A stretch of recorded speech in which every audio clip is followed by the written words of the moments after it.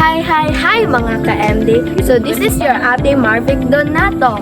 So for today's video, ang gagawin ko is magbabasa ako ng kaligirang kasaysayan ng El Filibusterismo.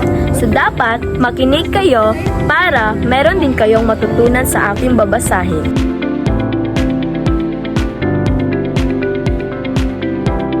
Ang El Filibusterismo ay ang ikalawang obrang maestro ng ating pambansang bayaning si Dr. Jose Rizal. Ito ay karugtong ng Noli Me Tangere na una niyang isinulat.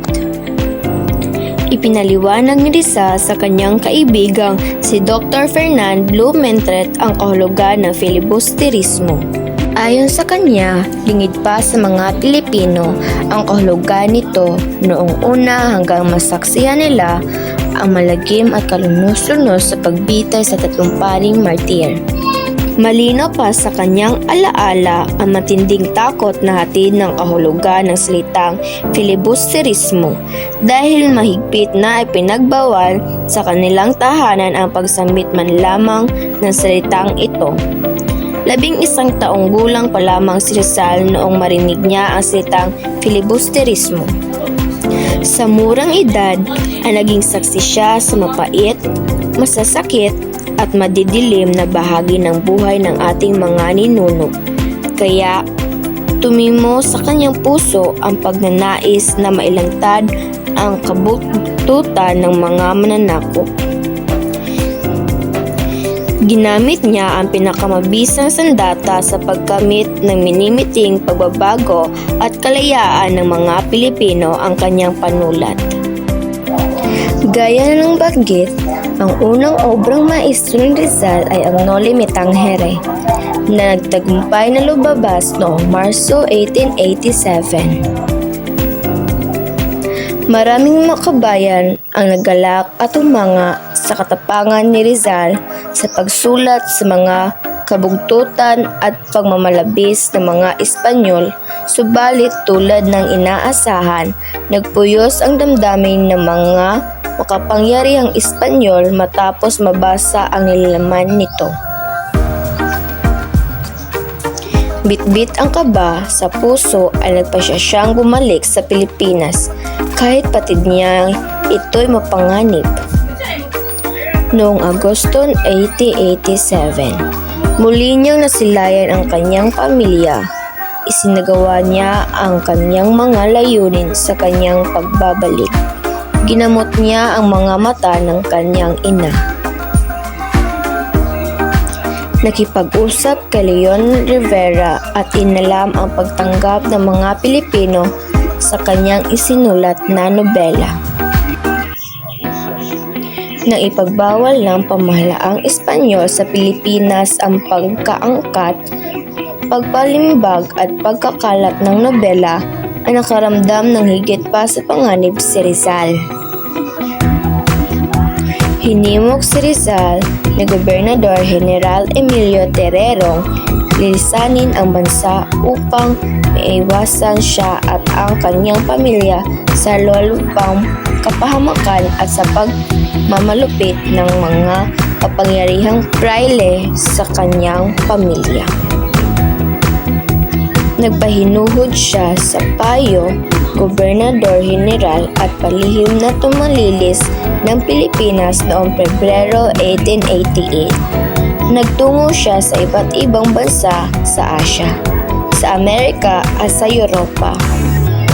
Nakaparami niyang natutuhan sa mga paglalakbay na iyon. Simulang isinulat ni Rizal ang Enteleng sa mundo noong 1890. Maria Ordorio de Guzman bilang Casa Rizal ang paghahanap sa El Fili noong mga huling buwan ng 1884 at ang unang buwan ng 1885 nang isinulat pa niya ang Noli. Habang sinulat Rizal ang El Fili, isasabay rin niya ang pagbisita sa mga kaibigan at pamamasyal sa magandang lugar sa Europe, Lubhang nasiyahan at naaalin si Rizal sa ganda ng Paris. Kaya't napag-isipan niyang lumipat muna sa Brazil, Belgium, upang matutukan mabuti at mapag-isipan ng lubusan ang pagsulat ng nobela. Kasama ang kaibigang si Jose Algereno ay nanirahan sila roon. Nanggamot din siya upang matugunan ang mga pangangailangan niya roon. Patong-patong na suliranin ang kanyang naranasan habang isinusulat niya ang El Fili. Kung kinulang siya sa pananalapi na isinulat niya ang Noli, ay higit siyang tinapos na isinulat na niya ang El Fili, kaya sadyang siyang naghigpit ng sinturon. Halos lumiban siya sa pagkain makatipid lamang. Nakapansanla rin siya ng kanyang mga alahas upang matustusan ang pagsusulat. Matindi ang pagnanais niyang tapusin na agad ang nobela dahil maging sa kanyang pagtulog ay napapaniginipan niya may namatay sa kanyang mga mahal sa buhay. Iniwasan niyang kapusin ng panahon sa pagsusulat. Batid niyang walang ibang makakatapos ng kanyang obra kundi siya lamang. Hindi lamang kawala ng pundo ang kanyang naging suliranin upang matapos ang El Fili. Naging balakid din ang suliranin niya sa puso, sa pamilya at sa mga kaibigan. Nakarating sa kanyang kaalaman na ang kanyang pinakakaibig na si Leon Rivera ay ipinakasal ng magulang nito sa ibang lalaki. Ipinagpapalagay na magbangbakas ang pighati niya sa pangyayaring ito sa nobela sa bahaging nagtalasera si Paulita sa Katipangan, si Isagani at nagpakasal kay Juanito. Napatid din niyang ang kanyang magulang at ang kapatid ay pinasasakitan at pinag-uusig ng mga mamaalang Espanyol. Dahil sa usapin sa lupa at sa maling paratang, labis niyang naggalala sa mga mahal niya sa buhay sa Calamba, Laguna. Naiugnay ito sa kwento ni Cabezang Tiles na may pinaglalabang usapin hingil sa pangangamkam ng lupa ng mga praile kahit wala silang katibayan ng pag-aari at nakuha pang maningil ng buwis, sinasabing kabisa na siya ay mayayari ng lupa. Sa pagpapatuloy ng pagsusulat ni Rizal ng nobela ay nagkaroon siya ng iba't ibang pangitain. Ganito rin ang pangyayari sa buhay ni Simon nang nag-urong-sulong siyang isagawa ang katuparan ng kanyang plano. Nakita niya ang nagdudusang ama at si Elias sa kanyang pangitain.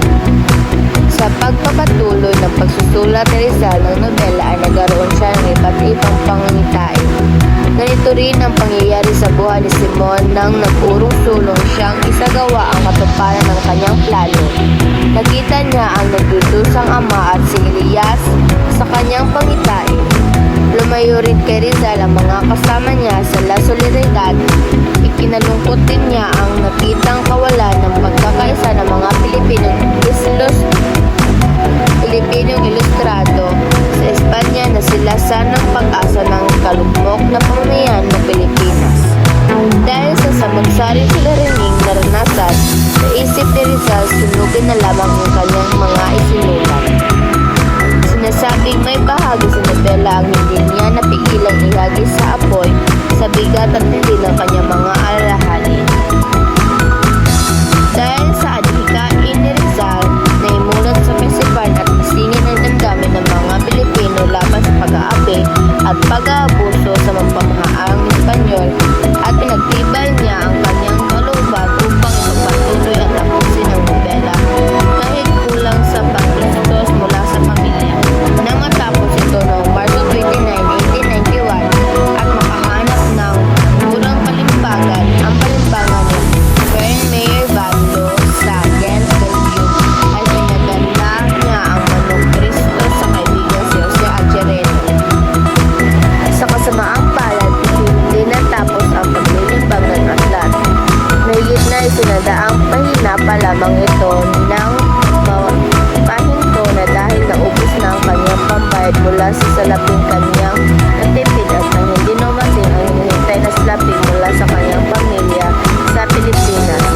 Nilibot din ang ilang matayang kaibigan ni Pilipino ang kanilang pangako tulong sa paglilimbag ng nobela. Oras ng pangailangan, ito ay himalang dumating ang saklolo ng mayamang kaibigan si Valentina Ventura.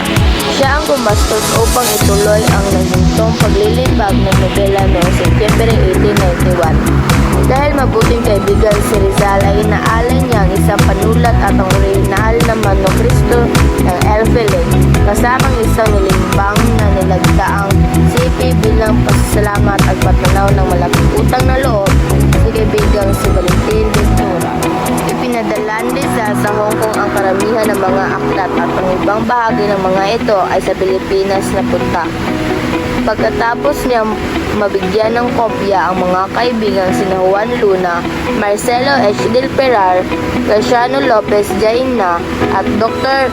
Ferdinand Blumentritt, ang palad, samsam sa Hong Kong ang mga aklat na ipinadala ni Rizal, gayon din ang mga kopyang ipinadala niya sa Pilipinas.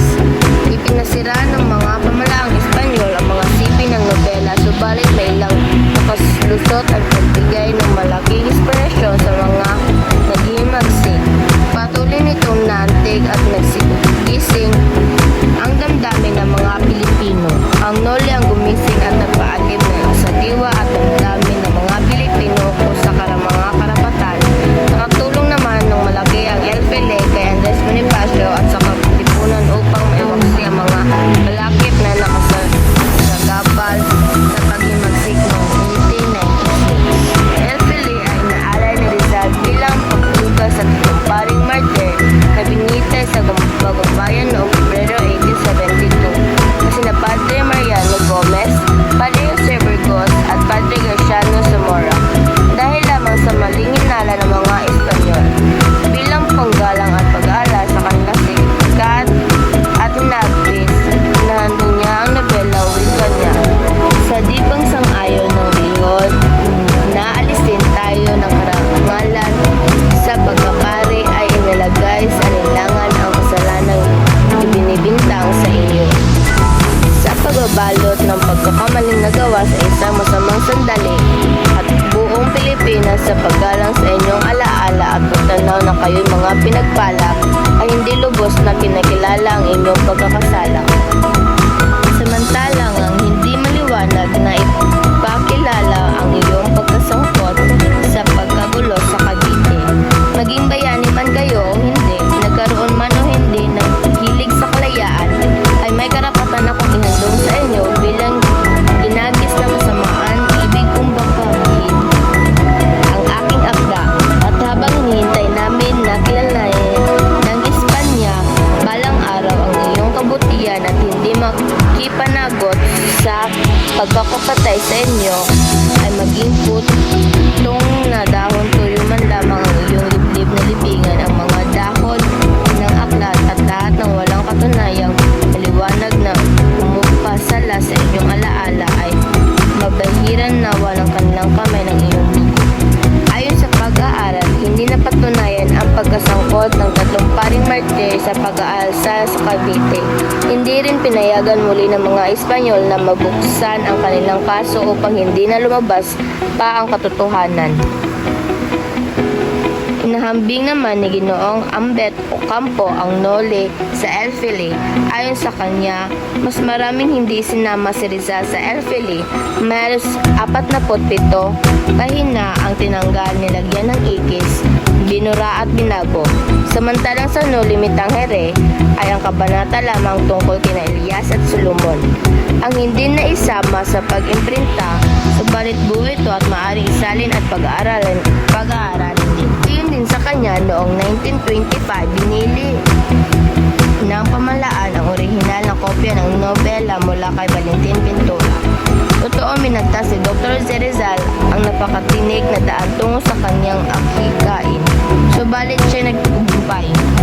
Nakarating sa pinagpagalang ang kamay, dalawang obrang maestrang El Filibusterismo nagsilbi at patuloy na nagsisilbing inspirasyon ng lahat ng Pilipino sa bansa at biging sa mga Pilipinong nasa iba't ibang bahagi ng mundo. Naway isapuso natin lahat ang mga mensaheng taglay nito. Thank you for watching mga ka-MD. So don't forget to like, share, subscribe, and click the notification bell button for more updates and for more coming videos. Bye!